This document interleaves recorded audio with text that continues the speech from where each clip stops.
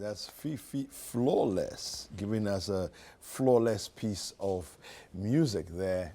Just, setting the mood all right. And the next conversation, that piece of music was very important for the next conversation because we don't want to have any heart attacks today. We're going to be talking about heart attacks. Now, if some of you have been listening to Love in the City, you realize on Citi FM, 97.3 Citi FM, you realize that it is easy to have,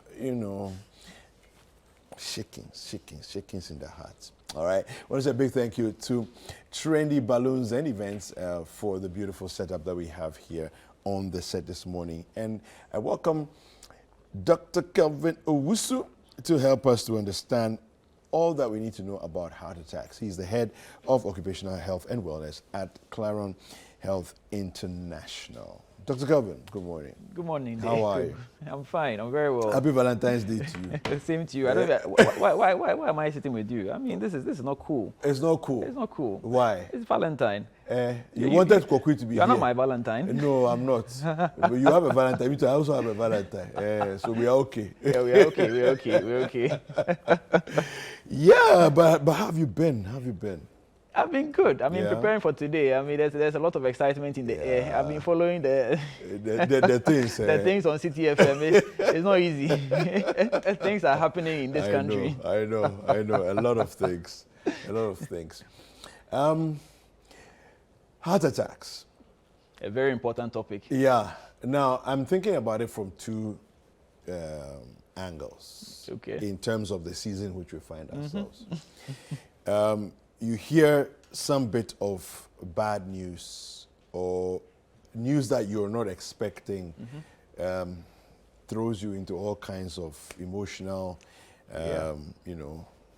should I say, roller coaster thing, and then your heart starts to do things that you don't want it to do.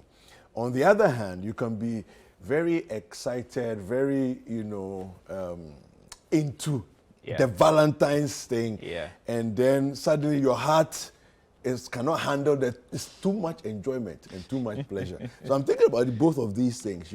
One starts from a good point, another starts from a bad point, but they both can affect the heart. Yes. What is a heart attack, and why do people even get heart attacks? Well, I mean, you put it rightly. I mean, it's extremes of excitement. So whether it is good news or very bad news, it can actually cause you to have a heart attack. Okay. However, and this is a very important thing, the ordinary person would not typically have a heart attack. Okay. There has to be an underlying problem, underlying issue with your heart.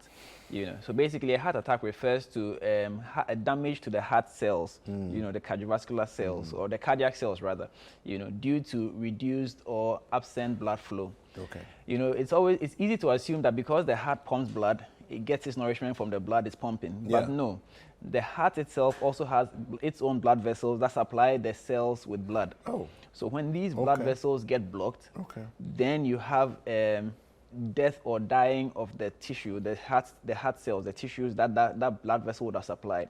And that is what presents as heart attack. So to summarize it, when the heart pumps blood, the blood goes to supply all the cells of the body.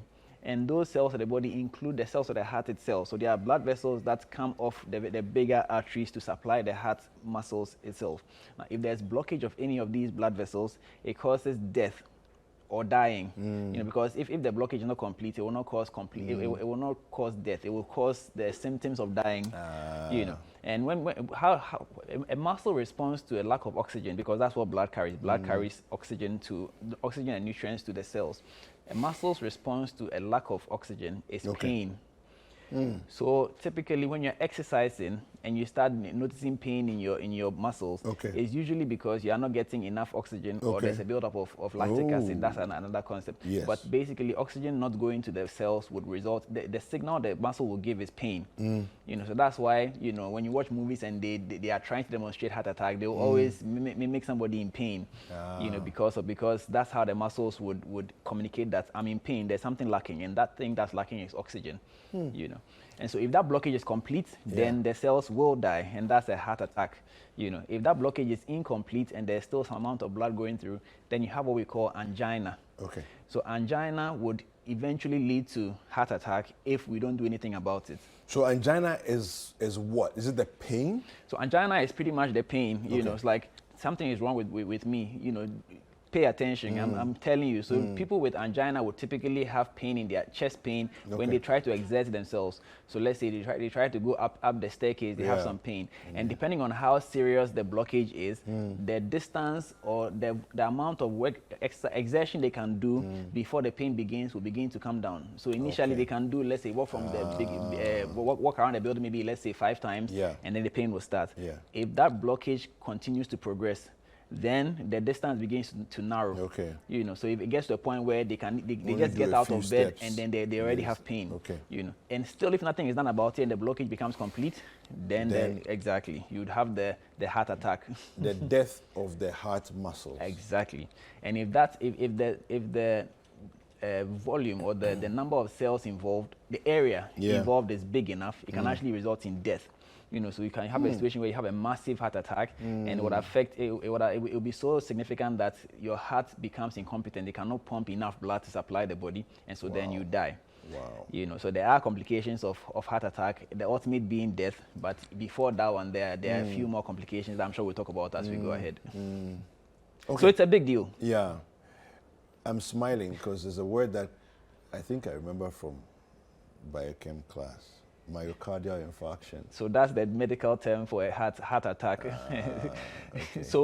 So basically what I've explained, what I've described is the same thing that happens in the brain that results in a stroke. Okay. So a blockage of blood vessel to the brain would cause a stroke. Okay. You know, if it happens in your muscles, it will begin as something we call intermittent claudication. Okay. You know, so and it can also happen in the kidneys. So the blockage of the blood vessel happens in various parts of the body.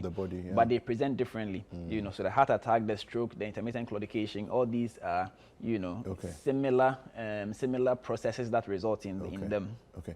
Let's talk about what to do when the symptoms start to present themselves, and then eventually how to prevent heart attacks, if possible, altogether. So typically, you are not supposed to be aware of your heart, you know, pumping. You know, so as you are sitting down right now, I mean, your heart is beating, but you're not supposed to be aware of it. Exactly. You know, so once you begin to be aware of your heart, and I mean, when I say you shouldn't be aware of it, I'm talking about when you are at rest. Yeah. So when you are sitting down, except you are watching maybe since Liverpool is not doing so well nowadays, maybe you are watching a Liverpool match and they are misbehaving. You know, it can cause you can become aware of your heart in certain situations. Please. I don't know why you have gone to use Liverpool as an example. I don't appreciate such things. Okay, or maybe AJ called you on the phone about something, you know, and you're not too sure who is coming from. Citi. You know, you can become aware of your heart. Yeah. Now, should you become aware of your heart? You know, if you're excited, you are exercising, or some exciting news, you know, you can feel your heart beating, but it doesn't usually cause you distress. It doesn't cause you pain. But the minute you start noticing pain when your heart is beating, you need to get a proper evaluation. You see, there's really not much you can do at home when it comes to heart-related things. You know, I mean, when we talk about prevention, I'll tell you what you can do at home. But when you start noticing the pain, it's not time to be sitting in the house and doing trial and error. You need to come in and let's see what exactly is going on. Because in as much as pain in the heart or around the heart might be due to heart-related problems, there are other structures in the chest as well that could be the source. So for instance, there's a misnomer, something we call heartburn. It has got nothing to do with the heart. But because the pain is in the chest, in the old days, that's why they call it heartburn. But heartburn is actually an esophagus and stomach problem. You see, but the esophagus is closely related to the esophagus is coming through here. The heart is sitting right here. next to it. Exactly. And so a problem with the esophagus can also give you heart-related symptoms. You know, so the fact that you're having pain there, we need to know where is the pain coming from, because again, the lungs are also in that space. You know, so is it from the heart? Is it from the lungs? Is it from the esophagus? Or is it from the stomach? Because the stomach also is sitting right under the heart. You know, so we need to know exactly where it is, because the treatment is not the same. In fact, interestingly, some of the treatment for heart attack can actually cause you stomach problems. And so if the issue was a stomach issue and then you went to just take any medication, you could actually compound that problem. And so you should, it's not something to sit in the house and do and try to deal with it. You know, let's diagnose properly and then give you appropriate treatment. What about ulcers? So yes, so ulcer is one of the things that can be confused, because a heartburn could actually be an ulcer that is sitting quite high up in the stomach, or an ulcer around the base of the esophagus. You know, because the acid from the stomach can, you know, sort of erupt into the esophagus and irritate the esophageal lining, and that can give you an ulcer. So ulcer is one of the things that we need to rule out. And that's what I mean by interestingly, some of the treatment for these heart issues can also cause ulcer. So you don't want to misdiagnose an ulcer as a heart problem and then treat for the heart problem and then make the ulcer worse. So that's why it's important that you have to come in for proper evaluation. This is not something that you listen to your friends. You come in, we know what's going on, and then we can give you proper counsel. Okay. How do we prevent my favorite, a heart attack altogether? So as a wellness consultant, this is actually where I function, you see, because the biggest challenge I've come across is that most of us Ghanaians, we don't take our health seriously. And unfortunately, this year is probably going to become worse because there's a lot of financial issues going on. DDEP. Exactly. And so people have relegated their health to the background. And the interesting thing is that financial issues will also cause you a lot of heart distress, you know. So this is actually the time that you need me the most if you take that advice, you see. Now, many of us have not checked our BP this year. It's a problem. We don't know our blood pressure, you know, and because we don't know our blood pressure, there's ongoing damage, you know, because once your blood pressure starts going high, it's a chicken and egg thing. It causes damage in the blood vessels. And because there's damage in the blood vessels, cholesterol begins to enter into those damaged areas. And cholesterol eventually builds into something we call plaque. And the plaque now attracts platelets. So then the platelets will now form a clot. And it's the clot that will then eventually cause the blockage. So the clot and the plaque will both keep growing, and then they cause that blockage, you know. Now, the reason why I said it's a chicken and egg is that the cholesterol also lining the blood vessels could also be the reason why the blood pressure starts going up. Because it's constricting the space. Exactly. So with the blood must Exactly. So as the space is constricted, the pressure goes up. As the pressure goes up, more damage to the blood vessel, more cholesterol is deposited, more plaque is built, more platelets get in there, and then eventually causes the obstruction, which will then cause the heart, what they call it, the heart attack. You know. So when we talk about preventing heart attack, we go back to the lifestyle changes that we've been talking about all this while. You see, because indeed, how you live your life will definitely impact your health. So what are you eating? You know, when are you eating? You know, the biggest culprit, and most of us corporate workers fall victim to this, is that we are eating late in the night. Because of the busy schedule, we close at 5, sometimes 6, and then, you know, you by the time you get home from without the traffic, it's probably 8, 9. Then you sit down and have a heavy meal, and then by the time you're even finished with the meal, you are feeling sleepy. So when you finish, you either go straight to bed or you try to watch some TV, but then you fall asleep in the couch, you know. So all that food you are eating is converted to fat. You know, and that fat then makes you, I mean, you become obese, and that brings a lot of challenges, you see. So, and again, what's the components of our food? You know, animal sources, cholesterol is from animals. So the higher the content of animal protein in your food, the higher the amount of cholesterol you are taking in, you know. Keep in mind that as humans, we already produce our own cholesterol, because cholesterol is important. It helps us with our nerve conduction and other things. Manufacture of testosterone. That's what I know. It's Valentine, so testosterone is very, very important to me. It's very important, I tell you.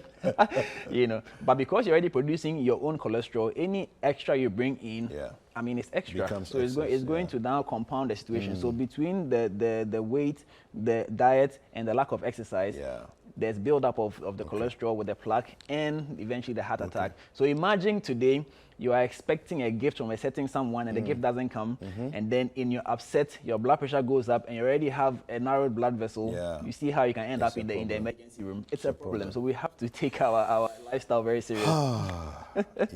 We have to take our lifestyle very seriously. Well, thank you very much, Dr. Kelvin. How do people get in touch with you? I'm active on social media, Kelvin Owusu MD, on all channels, and the clinic is also on social media, Claron Health International. Fantastic.